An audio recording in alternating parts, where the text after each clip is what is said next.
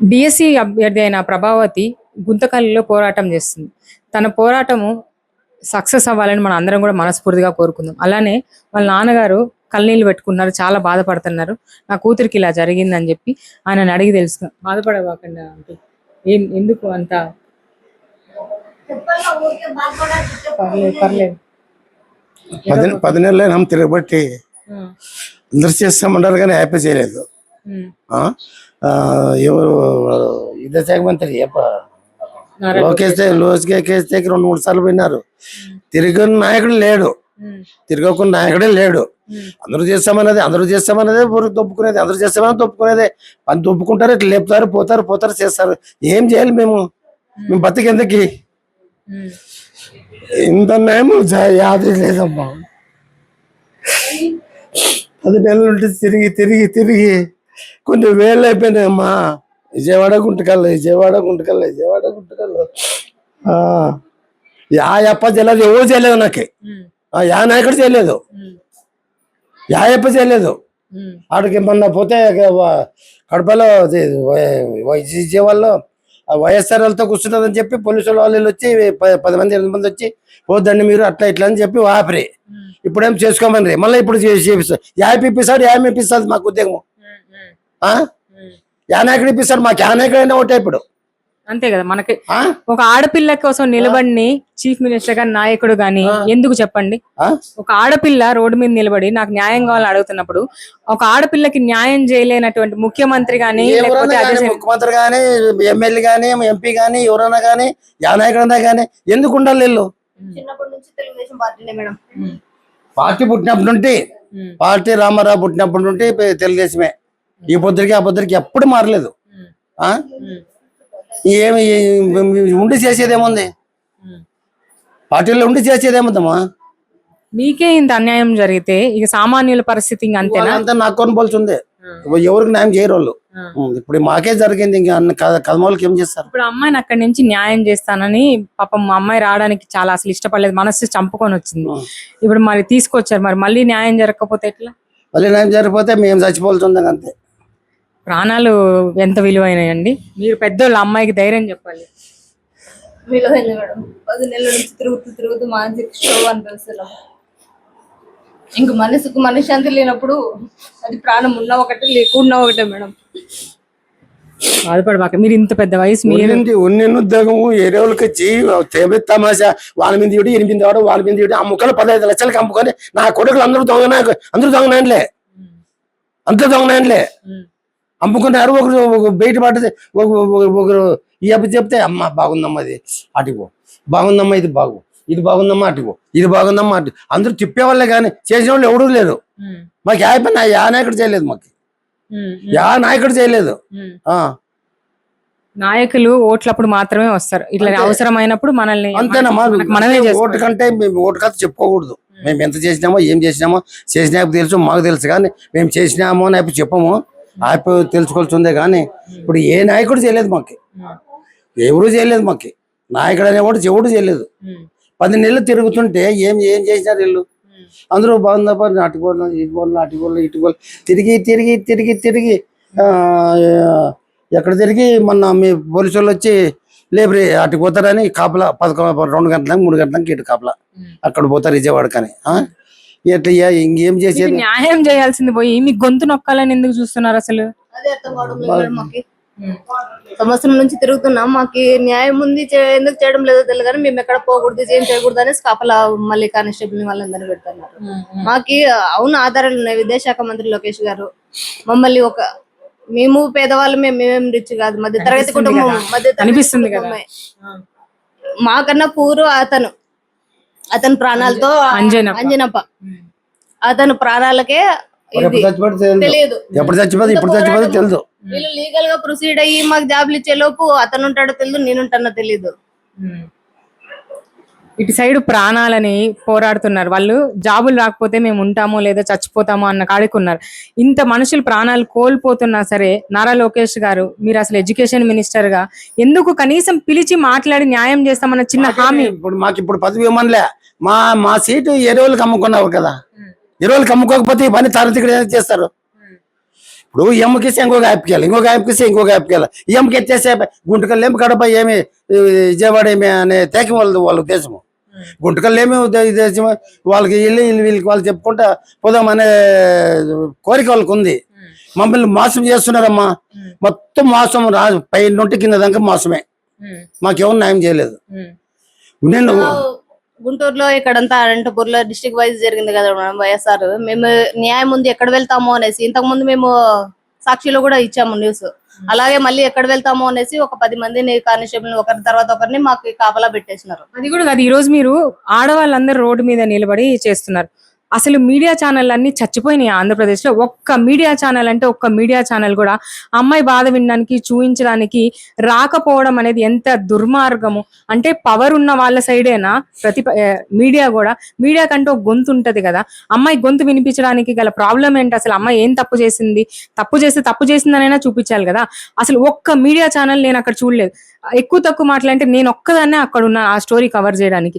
ఎందుకు అమ్మాయికి ఆ స్టోరీ కవర్ చేసే అమ్మాయి గొంతు కనీసం 10 మంది వినడానికి కూడా ఎందుకు మీడియా రావట్లేదు? మీడియా వాళ్ళు మిమ్మల్ని ఎవరైనా అప్రోచ్ అయ్యారా మీ గొంతు వినిపించడానికి? ఎవరు అప్రోచ్ కాలేదు మేడం. మేము ధర్నా చేసినా కూడా ధర్నాది ఎక్కడ కూడా క్లిప్పింగ్స్ ఏ ఛానల్లో కూడా వేయడానికి ధైర్యం చేయడం లేదు నాకు తెలిసి ఉన్నంత వరకు. ఒకటి ఏంటంటే ఇప్పుడు మీడియా వాళ్ళని మీరు అభ్యర్థించాలి, లేకపోతే మీడియా వాళ్ళు ఇప్పుడు మీకు న్యాయం చేయాలి. మీడియా మీ గొంతు అయి మాట్లాడాలి. అలాంటి మీడియా కూడా మీకు అన్యాయం పర్లేదు అలా వద్దు అలాంటి మీడియా కూడా మీకు అన్యాయం చేస్తుంది. మీరు వాళ్ళని ఏమైనా అడగదలుచుకుంటున్నారా అసలు ఎందుకు మీ గొంతు వినిపించట్లేదని? ఎందుకు వినిపించడం లేదో తెలియదు కానీ హక్కు నీకుంది కదా, అడుగు మరి. అడిగి అది వాళ్ళకి తెలియాలి మేడం. న్యాయం ఉన్న చోట వెళ్ళది వేస్తామే అనేది వాళ్ళ మానవత్వంతో వాళ్ళు రావడం లేదు. ఇప్పుడు లోకేష్ గారే విద్యాశాఖ మంత్రిని కలిసినానే న్యాయం చేయలేదు. ఇంకా చిన్న చిన్న వాళ్ళని మనం అనేసి వాళ్ళని చేయడం అనేది. మీడియా న్యాయం చేస్తుందని అంటే ఇప్పుడు నేను కూడా న్యాయం చేస్తానని చెప్పట్లేదు.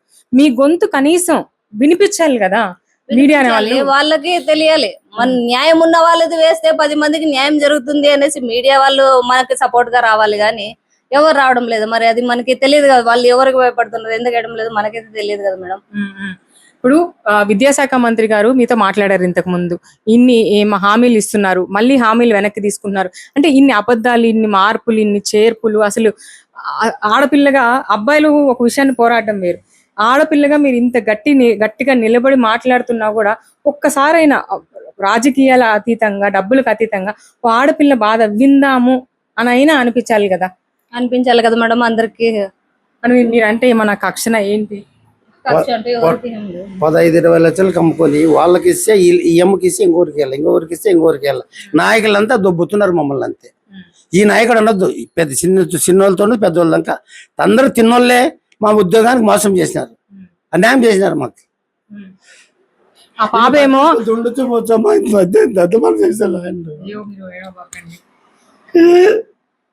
మేడం వాళ్ళ పారదర్శకత దెబ్బతింటుంది అనేసి మాకు జాబ్స్ ఇవ్వడం లేదు. మా ప్రాణాల కంటే పారదర్శకత ఎక్కువ అని నేను అడుగుతున్నాను మేడం లోకేష్ సార్ని.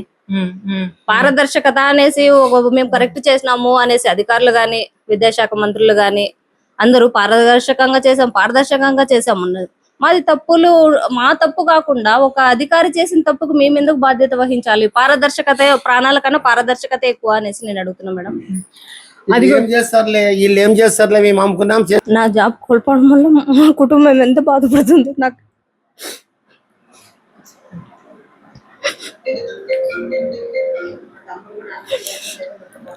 ఎవ్వరు అసలుకి నా గురించి సంవత్సరం నుంచి వీళ్ళంతా కూడా ఇబ్బంది పడుతున్నారు మేడం. నాకంటే మా బ్రదర్ ఎక్కువ. మీ నాన్నగారు బాధపడుతున్నారు, మా నాన్న ఆరోగ్యము అన్ని చూసుకోవాలా. మా అన్న మా తమ్ముడు మొత్తం ఫ్యామిలీని మొత్తం నేను ఇది కోల్పోవడం వల్ల నేను బాధ పెడుతున్నాను అనేసి నాకు అదే బాధ ఎక్కువైపోయి ఏం చేసుకోవాలనిపిస్తుందో నాకే తెలియదు మేడం. నారా లోకేష్ గారు, ఈ అభ్యర్థులు ప్రాణాలా లేకపోతే మీ పంతమా అన్నట్లు ఇప్పటికైనా కొంచెం పంతం వదిలి ఒకసారి మాట్లాడండి, ఏం జరిగిందో తెలుసుకోండి, న్యాయం చేయండి. వీళ్ళందరికీ కూడా న్యాయం జరగాలని మేము మనస్ఫూర్తిగా కోరుకుంటున్నాం. కేవలం మమ్మల్ని ఒక్కటే కాదు మేడం, ఈ డిఎస్సిలో కోల్పోయిన వాళ్ళు తెలుసో తెలియకో కొంతమంది అపోహలు చెంది ఉండొచ్చు. వాళ్ళ అనుమానాలు కూడా తీర్చమని నేను రాష్ట్ర ప్రభుత్వాన్ని కోరుకుంటున్నాను మేడం. ఈ మీ కింది స్థాయి అధికారులు నమ్మి కాదు, ఒక నిజమైన కమిటీని వేసి వాళ్ళు సాటిస్ఫై అయ్యేలాగా వాళ్ళకి వివరించి పారదర్శకంగా వాళ్ళ తప్పులు అధికారులు చేసినారా లేకపోతే వీళ్ళే అపోహలు చెంది వీళ్ళు అనుమానంలో ఈ డిఎస్సి అనే అపోహలో ఉన్నారా అనేది వాళ్ళు అనుమానాలు నివృత్తి చేసి దీనికి ఫుల్ స్టాప్ పెడితే అందరికీ బాగుంటుంది.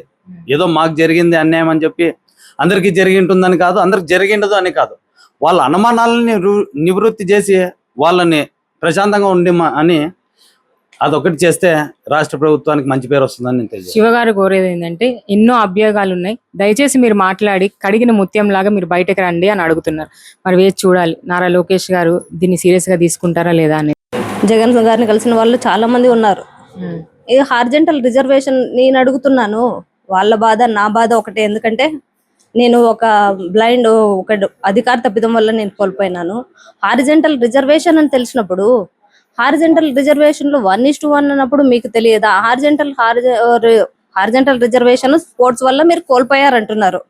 మీకు ఒక అధికారులు ఐఏఎస్ అధికారులు స్పోర్ట్స్ లో ఎన్ని ఉంటాయి, విహెచ్ కేటగిరీలో ఎన్ని ఉంటాయి, ఎక్స్ సర్వీస్ మెన్ ఏముంటాయి, ఇంతమంది మీకు ఒక లిస్ట్ ఉంటుంది. ఈ స్పోర్ట్స్ మాకంటే ముందు ఆగస్ట్ లోనే జరిగింది.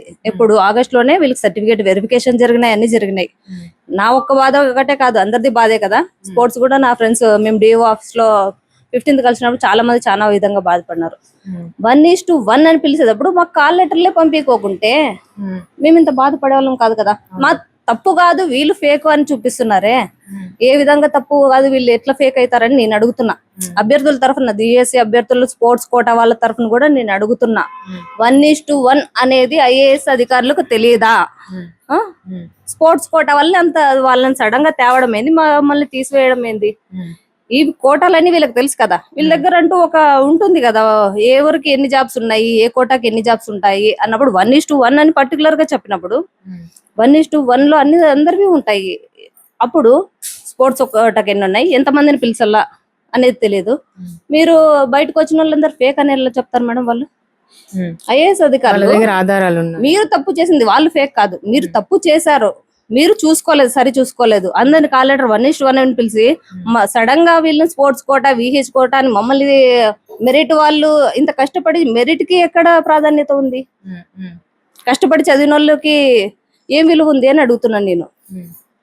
మెరిట్ అభ్యర్థులు రాత్రి పగలు నేను చదివినాను, వాళ్ళు చదివింటారు, నేను ఎంత కష్టపడి చదివింటాను, వాళ్ళు ఎంత కష్టపడింటారు. అట్లాంటిది వీళ్ళు హార్జెంటల్ రిజర్వేషన్ సరే, మీరు అప్లై చేసింది హార్జెంటల్ రిజర్వేషన్ 1:1 అన్నప్పుడు ఎన్ని పోస్టులు ఉన్నాయి, ఎంతమంది పిలిచారు, ఎంతమంది స్పోర్ట్స్ ఉన్నారు, ఎంతమంది విహెచ్ ఉన్నారు, ఎంతమంది ఎక్స్ సర్వీస్ మెన్ ఉన్నారు, ఇవన్నీ లిస్ట్ చేసుకొని అప్పుడు మీరు మాకు పంపించాలి కాల్ లెటర్ అయినా సరే. స్పోర్ట్స్ వాళ్ళని మేము వెరిఫికేషన్ చేసినాము 1:1 అని మాత్రం మీకు కాల్ లెటర్లో లేదు కదా అంటే తెలియదా? 1:1 అంటే ఎంతమందిని పిలిచాలో ఎన్ని పోస్టులు ఇవ్వాలని తెలియదా ఏఎస్ అధికారులకి అని నేను అడుగుతున్నాను. వచ్చిన వాళ్ళంతా ఫేక్ కాదు, అది మీ పొరపాటే అని నేను ఖచ్చితంగా చెప్తున్నాను. అధికారులు తప్పిదమే. స్పోర్ట్స్ కోటాను ఇప్పుడు ధర్నా చేసే వాళ్ళదైనా వాళ్ళు తప్పు కాదు.